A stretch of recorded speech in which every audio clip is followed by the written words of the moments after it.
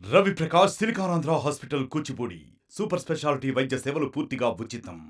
అనేక రోజులుగా నిరాహార దీక్షలు చేయడం జరిగింది. జగన్మోహన్ రెడ్డి వచ్చిన తర్వాత 3 రాజధానుల ప్రకటన వెలువడిన తర్వాత దీక్షా శిబిరాలు నిర్వహించారు. అనేక రూపాల్లో ఆందోళన పోరాటాలు చేశారు. ఆ పోరాటాలన్నీ ఒక కొలిక్కొచ్చి మరి ఈరోజు అమరావతి కళ సాకారం అవుతుంది. అంతేకాదు న్యాయస్థానం నుంచి దేవస్థానం వరకు పాదయాత్ర చేశారు రైతు సోదరిమణులు అందరూ కూడా. ఆ సమయంలో వారందరూ మొక్కుకున్నారు, అమరావతి కళ సాకారం అయితే చంద్రబాబు నాయుడు గారు ముఖ్యమంత్రి అవుతే తిరిగి మళ్ళా నీ కొండకొచ్చి మొక్కు తీర్చుకుంటామనే ఆలోచనతో తుళ్ళూరు దీక్షా శిబిర సోదరిమణులు అందరూ కూడా మొక్కుకున్నారు. ఇటీవల జరిగిన ఎన్నికల్లో ఎన్డీఏ కూటమి అఖండ విజయం సాధించడం, చంద్రబాబు నాయుడు గారు ముఖ్యమంత్రి అవటం, అమరావతి అభివృద్ధి తిరిగి పట్టాలెక్కి శరవేగంగా దూసుకుపోవడంతో International Lab Facility, Student Lead Startups, Great Academic Exposure, KL, deemed to be University.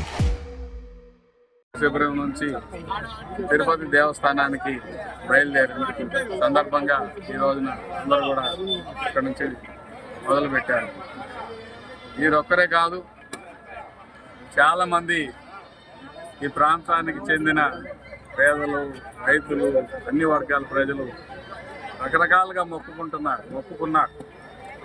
కొంతమంది శ్రీశైలం వెళ్తున్నారు, కొంతమంది తిరుపతి నడిచి వెళ్తున్నారు, కొంతమంది ఒంటరిగా ప్రయాణం అవుతున్నారు.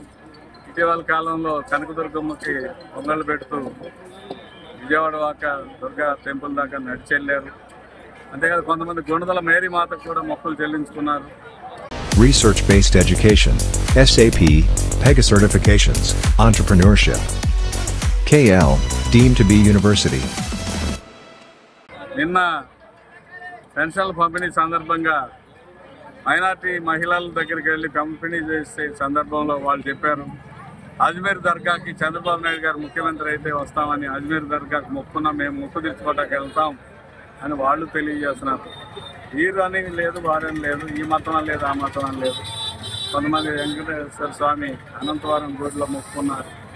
మతంతో సంబంధం లేకుండా ఈ ప్రాంత ప్రజలందరి ఏకైక కోరిక అమరావతి స్థిరపడాలి, అభివృద్ధి చెందాలి, చంద్రబాబు నాయుడు గారు ముఖ్యమంత్రి అవ్వాలి, తద్వారా అమరావతి అంతర్జాతీయ ఖ్యాతి గడించాలని ఏకైక లక్ష్యంతో ఈ కార్యక్రమాలన్నీ నిర్వహిస్తూ ఉన్నారు.